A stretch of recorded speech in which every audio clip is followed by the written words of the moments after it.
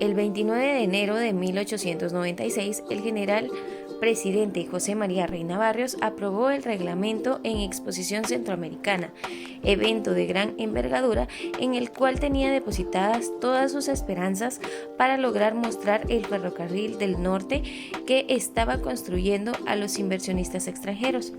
En ese momento todo iba viento en popa, pero el presidente, la economía nacional era inmejorable. Los trabajos del ferrocarril y el puerto de Iztapa avanzaban eficazmente y muchas personas habían adquirido bonos del ferrocarril y la exposición para financiar los proyectos. 4 de febrero de 1896, en medio de una cúspide económica generada el aumento del precio internacional del café, el gobierno del general José María Reina Barrios autoriza la construcción del ferrocarril de Ocos-Nahuatl en Guatemala. A principios de 1896, la economía de Guatemala era inmejorable gracias al considerable aumento del precio internacional del café. Aprovechando esta situación, el general José María Reina Barrios emprendió un proyecto visionario para presentar al país como un destino para los inversionistas extranjeros interesados en un estratégico ferrocarril interoceánico, dado que en aquella época aún no existía el Canal de Panamá.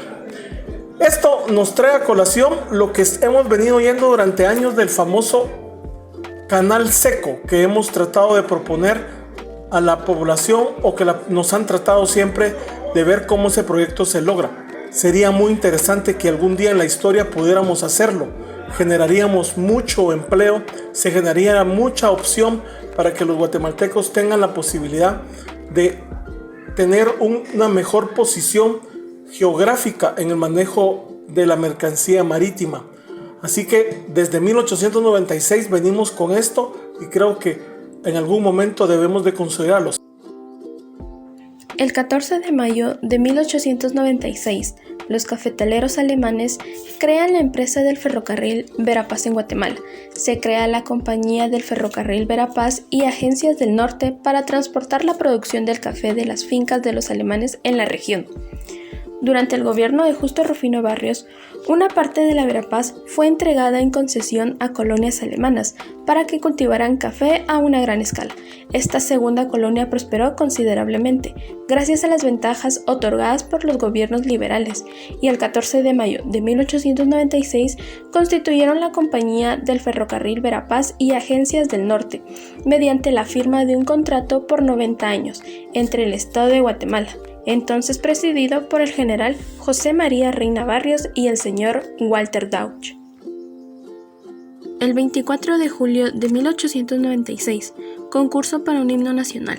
Como parte de las exposiciones centroamericanas, el general presidente José María Reina Barrios convocó a un concurso para dotar a Guatemala de un himno nacional. En el marco de las actividades para preparar la exposición centroamericana, el gobierno del general José María Reina Barrios no escatimó en gastos, y eso fue lo que al final lo llevó al desastre tras el fracaso de dicho evento. Se realizó justo en la época en la que la economía del país se derrumbó por caída internacional del precio del café. A pesar del objetivo económico de la exposición no se logró y que al contrario de lo esperado por el gobierno, fue uno de los detonantes de las revoluciones de 1897. Dejó varios logros académicos, arquitectónicos e históricos, entre los que se encuentra el himno nacional de Guatemala. El 28 de octubre de 1896, el presidente de Guatemala, general Reina Barrios, hace oficial la letra del himno nacional. El general presidente José María Reina Barrios acuerda que el poema Guatemala Feliz sea la letra del himno nacional de Guatemala. El himno nacional iba a ser estrenado en la apertura de la exposición centroamericana, en la que el gobierno del general Reina Barrios había puesto todas sus esperanzas para promocionar internacional el ferrocarril del norte. El poeta cubano José Joaquín Palma fue el autor del poema Guatemala Feliz, pero como era miembro del jurado calificador establecido por el gobierno, remitió su poema como la letra original de Guatemala Feliz. Era sumamente guerrista y sangrienta, pues Palma la escribió pensando más en la realidad cubana del momento en la que vivía Guatemala durante el gobierno del general José María Reina Barrios. La letra fue modificada en 1934 por el poeta José María Bonilla Ruano.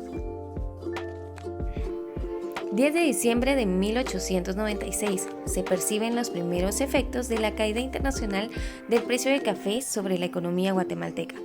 Aquel sería el principio del fin no solamente de la economía nacional, sino del gobierno y de la vida del presidente José María Reina Barrios. Desafortunadamente para Reina Barrios y para todo el país, el fallecimiento del presidente del comité de la exposición fue un pésimo augurio y una terrible crisis que se avecinaba. Los problemas económicos para el gobierno de Reina Barrios se acumularon debido a la situación totalmente fuera de control. Hasta ese momento, la bonanza económica que vivía Guatemala se debía al alto precio de la explotación del grano del café, el cual se había disparado cuando Brasil dejó de producir debido a una revolución.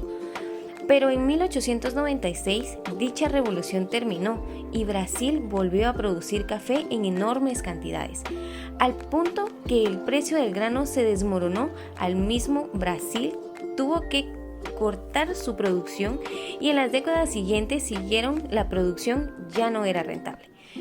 Entonces el ferrocarril del norte quedó inconcluso. Por la falta de financiamiento de la exposición centroamericana había fracasado rotundamente y el presidente había dado un autogolpe de Estado, disolviendo la Asamblea Legislativa y provocando una Asamblea Constituyente que extendió su mandato presidencial hasta 1902. La reacción del pueblo fue violenta y el presidente tuvo que reprimir dos fuertes revoluciones en su contra hasta que finalmente murió asesinado el 8 de febrero de 1898. El general Reina Barrios inaugura el nuevo Palacio Presidencial el 24 de diciembre de 1896 para celebrar su cumpleaños. El general presidente José María Reina Barrios inaugura la nueva casa presidencial que había mandado construir en uno de los jardines del antiguo Palacio Colonial en la ciudad de Guatemala. ¿Cómo nos parece esta historia a la actualidad? Mandar a hacer edificios, mandar a hacer oficinas, arreglar las mismas para usos y lujos de los funcionarios públicos. Fue una tendencia de los generales militares, presidentes que tuvimos, que utilizaran estos eventos de sus cumpleaños para poderlos celebrar con toda la población, hacer una fiesta del cumpleaños a nivel poblacional para poder crear mayor empatía y luego disfrutar de los lujos de estos recursos de la población como eran las oficinas. La inauguró el mero 24 de diciembre. Imagínense, antes de la Navidad, por ser su cumpleaños, haber sido una fiesta muy grande.